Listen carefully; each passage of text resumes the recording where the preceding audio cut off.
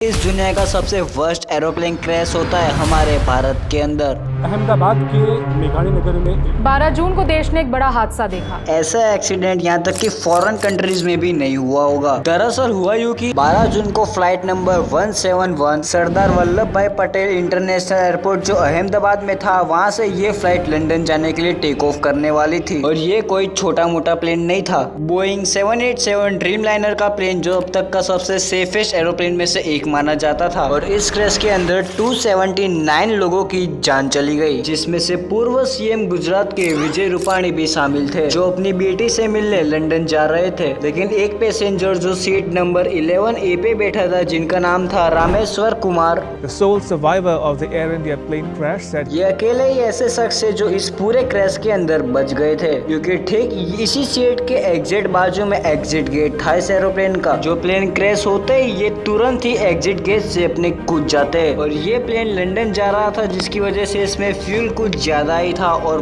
Plane crash होने की वजह से तबाही मच गई। और लोग गर्ल्स हॉस्टल के बारे में तो भूल ही गए, क्योंकि ये प्लेन सीधा बीजे मेडिकल नामक एक गर्ल्स हॉस्टल में घुस गया था और उसी समय कैंटीन टाइम भी था। और 38 लोगों की जान ऑन ग्राउंड गई है, तो तुम सोच सकते हो कि कितना भयानक मंजर होगा ये। खैर, जब ये एरोप्लेन क्रैश होने वाला था, इससे पहले एक और वीडियो वायरल हुआ था, जिसे देखकर तुम भी हैरान हो जाओगे। इस वीडियो में शख्स ये कहता है कि ये बंदा इसी एरोप्लेन में जाने से पहले दिल्ली से लेके अहमदाबाद की फ्लाइट में ये बंदा ट्रैवल करता है और कुछ सस्पिशियस थिंग्स को नोटिस करता है। पिछले कई मिनटों से प्लेन में एसी न चलना और टच स्क्रीन भी बंद हो चुका था, और जिस बटन को हमें एयर होस्टेस को बुलाने के लिए दिया जाता है, वो बटन भी बंद था। AC is not working, look at it. And as usual, your TV screens are also not working.